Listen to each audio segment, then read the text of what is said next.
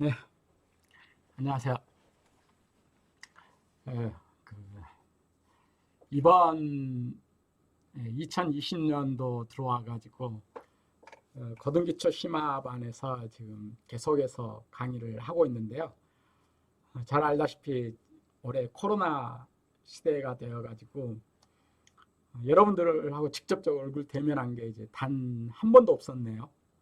굉장히 아쉽게 지금 거의 끝마쳐 갈 때가 다 되는데요.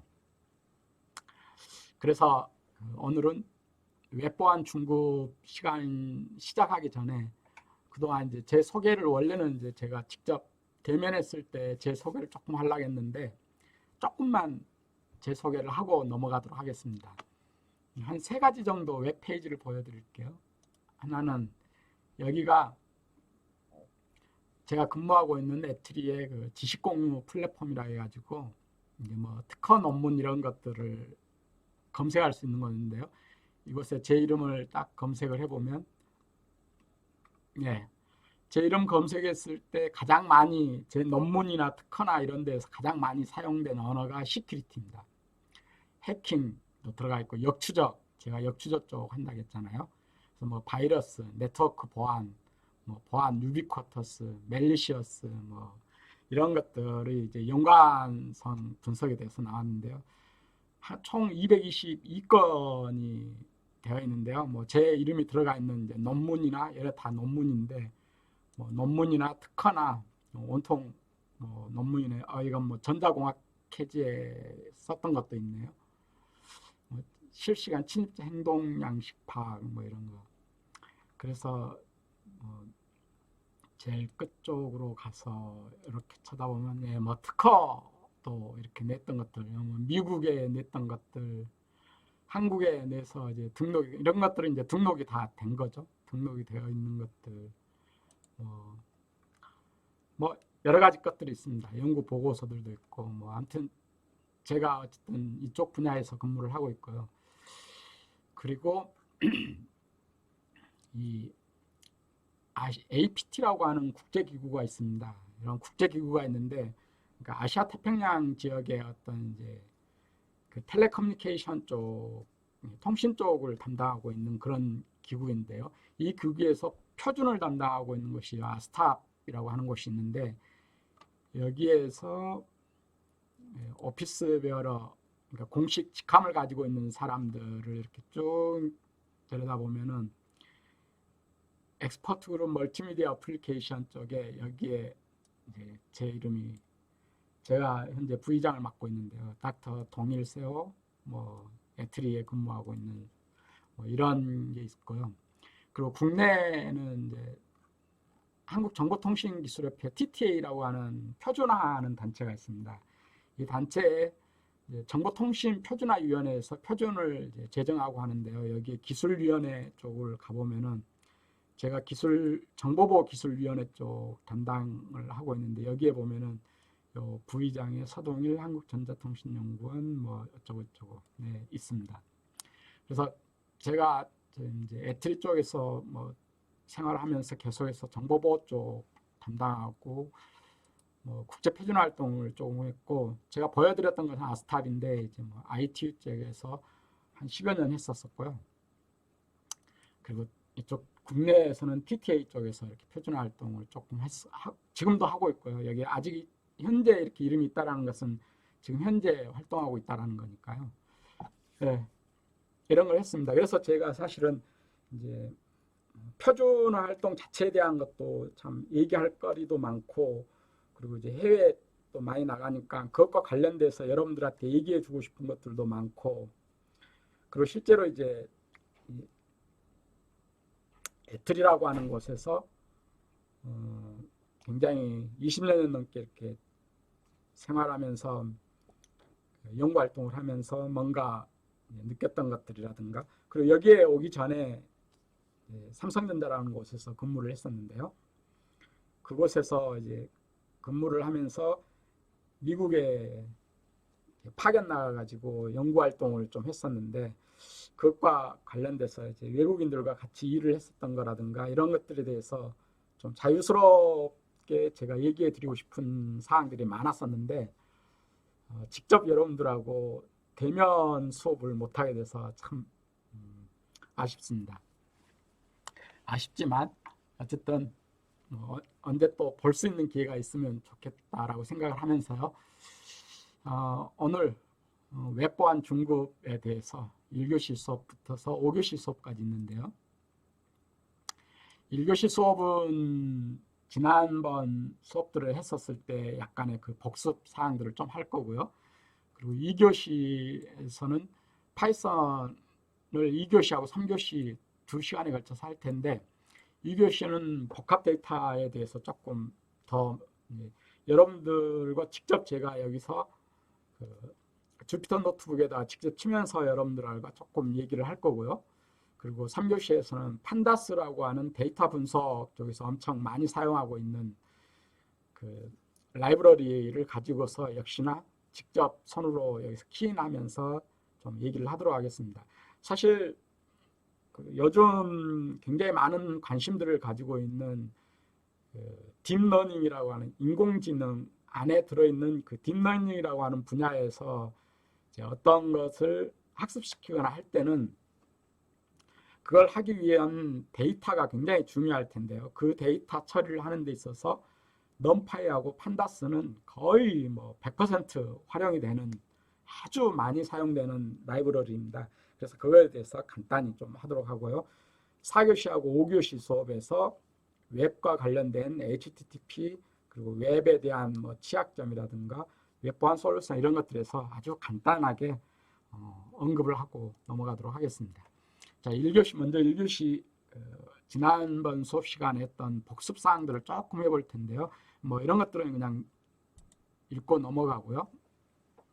이 그림도 어느 정도 머릿속에 있었으면 좋겠는데요. 그 네트워크에 있어서 OSI 7레이어하고 인터넷이라고 하는 TCP/IP 프로토콜에 대해서는 아주 기본적으로 알고 있어야 될 그런 사항들입니다. 물론 지금 당장 여러분들이 뭐 알 필요는 없겠지만은 이제 계속해서 공부를 하거나 하면은 많이 듣게 되는 그런 용어들입니다. 그래서 그 용어들 중에서 OSI 7레이어에서는 이제 지난번에도 얘기했지만 물리계층에서부터 시작해가지고 제7계층까지 있는데요. 이런 모든 계층의 내용들은 호스트 안에는 다 들어가 있습니다. 호스트 안에는. 그리고 라우터는 1, 2, 3계층을 처리하는 게 이 라우터이고요. 그 다음에 스위치, 브릿지가 1, 2계층을 처리하는 거고 허브와 리피터가 주로 1계층을 처리하는 장치들입니다. 물론 이제 스위치다 하더라도 L4 스위치도 있고 뭐 L7 스위치도 있고 이런 식으로 용어들은 다양하게 나와 있습니다. 그래서 관련된 제품을 직접 보고서 봐야만이 해당되는 제품이 어느 계층을 지원한다라는 걸 알 수가 있습니다. 이게 OSI 7 계층이고요. 이 OSI 7 계층과 연관되어서 서로 매핑을 해보면서 생각할 수 있는 게 이 TCP/IP죠. TCP/IP라고 하는 프로토콜은 여러분들이 지금 많이 사용하고 있는 여러 인터넷을 얘기하는 겁니다. 그래서 이 계층 사이의 요 연관관계를 조금 알아두면 좋습니다. 그리고 TCP/IP 그 4개의 계층 중에서 각각의 계층에서 어디서부터 어디까지 책임을 지느냐 요거를 여기에서 표현을 해놨죠. 우리가 가장 많은 여러분들이 그래도 좀 들어봤을 IP 버전 4다 뭐 이런 걸 얘기하는 게 이제 IP 계층이거든요. 그 IP 계층은 컴퓨터와 컴퓨터 사이의 딜리버리를 책임지는 계층입니다. 그래서 호스트 투 호스트 딜리버리라고 하죠. 그리고 그 밑에 네트워크 액세스 층에서는 홉 투 홉 딜리버리를 책임지고 있는 게 이 네트워크 액세스 층이고요. 그 다음에 프로세스 투 프로세스 딜리버리를 책임지는 게 트랜스포트 레이어입니다. 그리고 각 이 세 개의 계층은 맥 주소, IP 주소, 그리고 포트 넘버를 이용해서 각각의 해당되는 포인트로 이렇게 넘겨주거나 아무튼 통신을 하게 되는 그러한 주소로 활용을 합니다. 이렇게 빨간색으로 해놓은 것들도 조금 염두에 두면 좋겠습니다.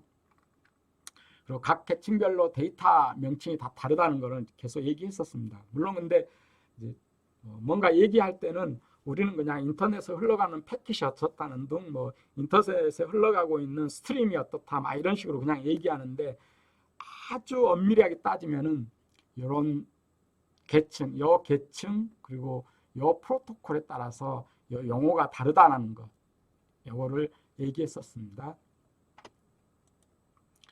그리고 지난번 시간에 네트워크 계층에서 소켓 통신이라는 걸 아주 간단히 봤었죠.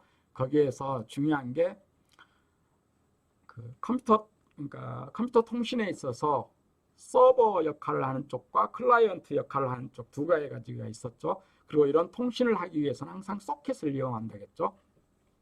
그래서 서버의 역할을 하는 친구가 먼저 살아나서 기다리고 있어야 되겠죠. 그래야만이 클라이언트가 이 서버 쪽에 뭔가를 요청할 수 있을 테니까요.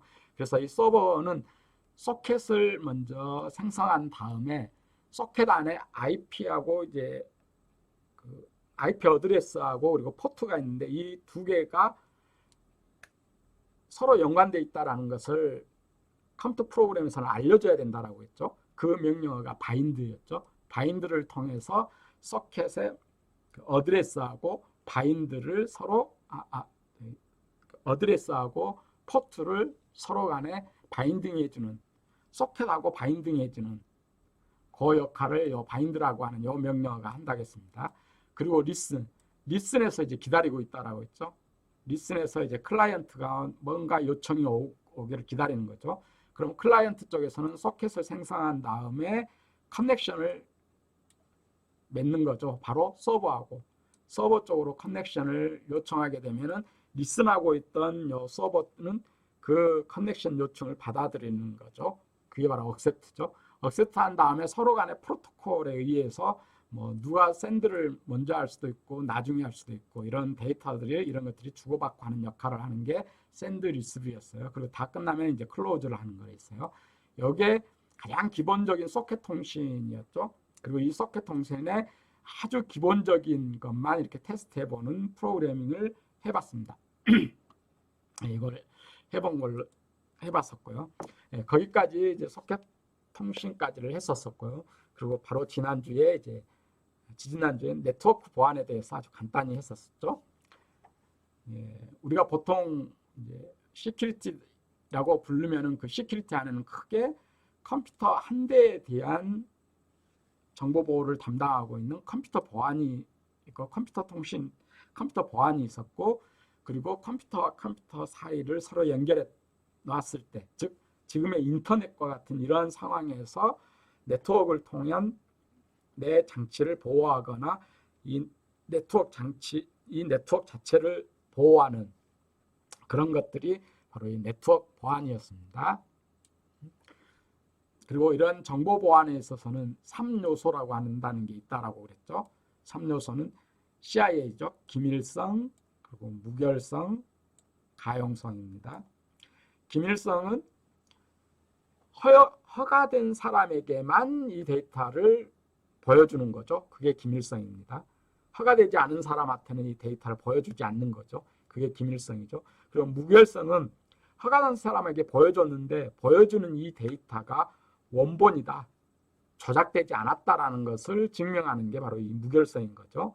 그리고 가용성은 허가된 사람에게 뭔가를 보여주려고 하는데 이 허가된 사람이 원할 때마다 정상적으로 이 데이터를 보여줄 수 있어야 된다라는 게 바로 가용성입니다. 그리고 보안에 대한 위협은 크게 네 가지라겠죠. 전송이 되어지고 있는 상황에서 이 전송을 차단하는 것, 이게 하나가 있고, 이 전송되어지고 있는 데이터를 가로채서 들여다보는 것, 즉 유출되는 것, 이게 두 번째가 있죠. 그리고 전송되어지고 있는 이 데이터를 끄집어내서 이걸 뭔가 데이터를 조작한 다음에 다시 집어넣어 주는 거죠. 그게 바로 변조죠.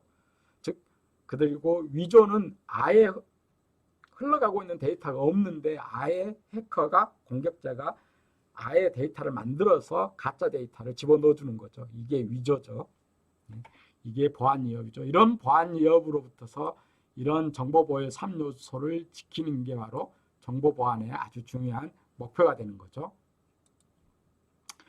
그리고 이러한 네트워크나 컴퓨터들을 공격하거나 방어하는 기술은 아주 다양하게 있죠. 그런데 이런 공격하거나 방어하는 데 있어서 가장 기본이 되는 기술들이 바로 악성 코드인 거죠. 여러분들이 잘 알고 있는 바이러스니 랜섬웨어니 워미니 뭐 이런 스파이웨어니 애드웨어니 뭐 이런 모든 것들이 다 악성 코드죠.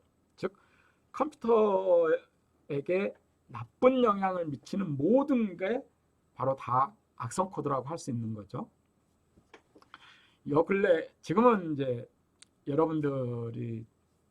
여러분들이나 저나 이제 이 코로나 바이러스라고 하는 이 세계적인 이런 상황에서 이제 직접 이렇게 만나질 못하고 이렇게 동영상으로 강의하고 하는 것들이 많잖아요. 근데 이 상황에서 사실 이제 그러다 보니까 이제 이런 상황 하에서 재택근무를 굉장히 많이 하는데요. 재택근무를 많이 하다 보니까 이 악성 코드의 공격, 특히 여기 써져 있는 요 랜섬웨어, 요 공격에 의한 피해가 굉장히 많아지고 있습니다. 랜섬웨어는 그게 내 컴퓨터를 해커가 장악한 다음에 컴퓨터에 악성 코드를 감염시켜서 내 컴퓨터를 아예 암호화시켜 버리는 거죠. 그러면 암호화시켜 버리면은 이 주인인 나조차도 이 컴퓨터 안에 들어가서 어떤 자료를 읽거나 뭐 일을 못 하잖아요. 그럼 일을 하려면은 이거를 암호화시킨 이거를 이제 풀어줘야 되는데 해커가 이제 요구하는 거죠. 내가 그 암호를 알려줄 테니까 뭐 돈을 얼마를 어디로 보내라 뭐 이런 식으로 하는 것들이 바로 이 랜섬웨어 이 공격이죠. 이게 최근에 굉장히 많이 받는 그런 공격 중에 하나입니다. 근데 어쨌든 이런 모든 것들은 다 그냥 통칭해서 바이러스라고 하시는 분들도 있고 어쨌든 이런 모든 것들을 다 통칭해서 그냥 말웨어, 뭐 악성 코드다라고 하는 사람도 있다라고 제가 그랬죠. 어떤 용어를 쓰든지 간에 이런 것들을 이용해서 모든 공격들이 이루어지는 거죠. 그리고 그 공격의 대표적인 것들이 바로 요 해킹 기술인 거죠. 해킹 기술. 그런데 이런 해킹 기술의 또 다른 측면에서 아주 대표적인 공격이 이 소셜 엔지니어링 공격이라고 했습니다. 즉 사회공학적인 공격이라고 했는데요. 이 사회적 공학적이라는 것은 특별한 어떤 기술이 없어도 전화 한 통으로 공격한다는 거죠. 아니면 이메일 하나 보내서 공격한다는 거죠. 그것도 당사자를 이제 속이는 거죠. 바로 뭐 이런 것들처럼요. 이런 것들.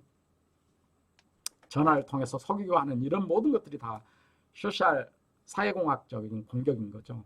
그리고 여기에 속아서 지금도 한 달에 우리나라 안에서만 100억 원이 넘는 돈이 넘어가고 있어요. 이런 공격자들에게. 근데 여러분들이 가만히 생각해 봤을 때 저런 것에 속아서 뭐 돈을 이렇게 막 보내고 하는 사람이 있을까라고 하지만 지금도 가끔씩 뭐 TV 뉴스에도 나오고 신문 기사에도 나오고 하는 많은 기사들 중에 하나가 은행에서 은행원이 뭔가 이상해서 경찰에 신고하고 해가지고 막 와서 누군가가 돈을 막 현금으로 막 찾아가서 보내려고 하는데 경찰이 와서 이게 막 말려가지고 자세히 딱 찾아보면은 그게 피싱인 거죠. 피싱. 전화로 이렇게 속여가지고 막 돈을 보내도록 하고 이게 누가 그걸 속을까 하지만은 지금도 그만큼 많이들 속고 있다라는 거예요. 근데 지금도 이 소셜 엔지니어링 공격이 가장 많지만 옛날에도 엄청나게 이런 공격들이 많았다라는 거죠. 그리고 이게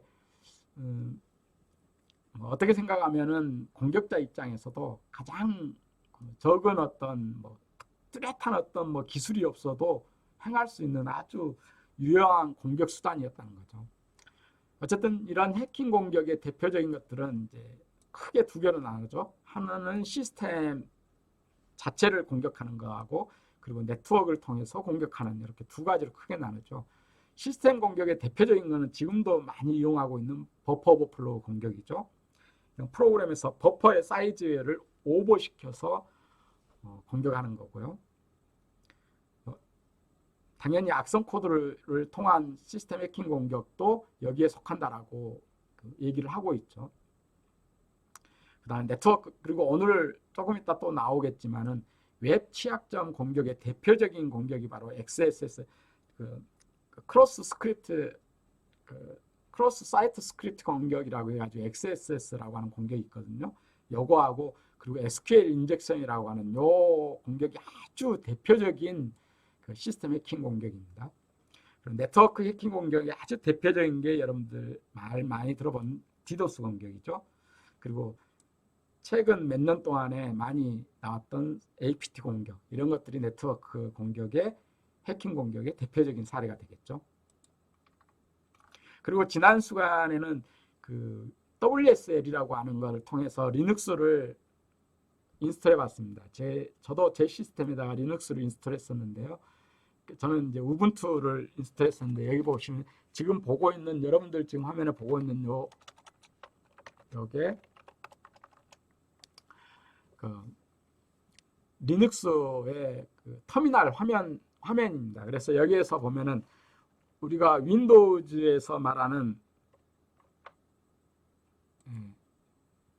여기서 보면 윈도우 커맨드에서 여러분들 dir 하잖아요. dir 하면은 뭐 파일이나 이런 리스트가 쫙 나오잖아요. 이게 리눅스에서는 ls라고 하는 명령어죠. ls-al 이런 명령어를 해서 하는데, 뭐 cd, 시간이 얼마 없어서 가장 간단한 예를 들어서 리눅스 화면에서 whom I, 내가 누구냐 하면, 저는 지금 SEO라는 로그인 아이디로 만들어 놨거든요. 그래서 whom I 하면 뭐 이런 것들도 나오는 거죠. 뭐 프로세스 스테이터스를 보면은 뭐 프로세스가 뭐가 뜨고 있느냐 하는 것을 보는 게 PS, 인터페이스 컨피규를 보고 싶으면 뭐 저런 것들을 하고, 여기에서는 IP 컨피규죠. 뭐 이런 거, IP 컨피규를 통해서도 이게 커맨드 화면에서는 이런 명령어가 있고, 이건 리눅스 화면에서는 인터페이스 컨피규라는 이런 명령어들이 있습니다. 이런 명령어들이 많이들 있는데, 제가 이런 명령어들을 볼 수 있는 것들을 이런 데에다가 이렇게 만들어 놨으니까요. 이런 걸 보고서 뭐 한 번쯤 이렇게 여러분들이 직접 실습을 해보면서 익히면 좋겠습니다. 거기까지 했고요. 그래서 WSL을 통한 우분투를 제가 윈도우즈 10에서 했었었는데, 윈도우즈 10에서 하려면은 윈도우즈 10의 빌드를 알아야 된다겠죠. 가장 좋은 게 여기라겠죠. URL을 접속을 해서 들어가 보면은 스텝 1에서부터 쫙 이렇게 나온다겠죠. 스텝 1에서부터 쫙 나오면 이걸 따라서 해보면은 거의 대부분 뭐 인스톨 할 수 있습니다. 근데 이거 인스톨할 때, 그때도 제가 말씀드렸지만은 단번에 성공하기가 쉽지가 않아요. 쉽지가 않은데 구글링을 열심히 해보면서 하면은 많은 부분에서 할 수가 있고요. 여기에서 보통 보면은 가장 윈도우 버전을 꼭 확인해서 이 버전하고 이 빌드 번호를 봐야 된다겠죠. 버전 빌드 뭐 이런 것들 보고서 하는 거고, 그 다음에 이제 개인용 PC에다가 윈도우 10 OS에다가 리눅스를 설치하는 방법, 크게 세 가지를 제가 얘기 드렸었는데, 첫 번째가 윈도우 시스템에서 OS에서 제공하는 WSL이라고 하는 이 방법이 하나가 있었고, 두 번째 방법이 버추얼 박스를 이용한다겠죠. 버추얼 박스 안에 가상 머신을 이용해서 리눅스를 설치하는 방법이 있다겠죠. 그리고 마지막 세 번째로 VMware가 있다겠는데요. VMware는 라이센스 비용을 내야 되기 때문에 저는 1번하고 2번을 테스트를 했었었는데요. 어쨌든 1번, 2번 다 테스트가 가능했었는데 1번은 지금 현재 여러분들에게 제가 강의를 하고 있는 이 시스템에서 옆 PC에서 정상적으로 인스톨 됐는데 버추얼박스에서는 저는 계속해서 에러가 하나 에러 거치고 나면 또 다른 에러가 나오고 또 다른 에러가 나오고 하면서 아주 문제가 많았습니다. 근데 어쨌든 제가 이 최신의 노트북에서는 제가 그때 그랬었죠. 최신의 노트북에서는 그래도 쉽게 버추얼박스도 인스톨해 가지고 리눅스를 설치를 했었는데 제 지금 여러분들에게 강의를 하고 있는 요 PC는 2017년도 버전인가? 그래서 좀 여러 가지 에러가 많이 나왔다라는 걸 제가 말씀드렸었고요. 그래서 이런 걸 좀 직접 테스트해 보면은 좋겠습니다. 그리고 방금 전에 제가 보여드렸던 리눅스 명령어들을 직접 그 우분투 같은 거 이게 이제 만들어지면은 인스톨이 되면은 이런 데에서 그런 것들을 테스트해 보면은 아주 사실 리눅스 명령어 이런 것들을 많이 익숙해지는 게 이후에 뭐 여러분들 이제 오픈 소스를 만들어서 뭔가 활동한다고 하면 깃을 이용을 많이 할 텐데 깃허브나 이런 데다가 이제 커밋하고 뭐 하는 그런 모든 것들이 리눅스를 기본 명령어가 익숙해야 아주 쉽게 할 수가 있거든요. 그래서 리눅스 명령어들은 조금 여러분들이 스터디를 별도로 여러분들이 하는 게 좋겠습니다. 네, 여기까지 해서 일단 지난번 수업 시간에 했었던 강의 내용들을 잠깐 복습을 했었고요.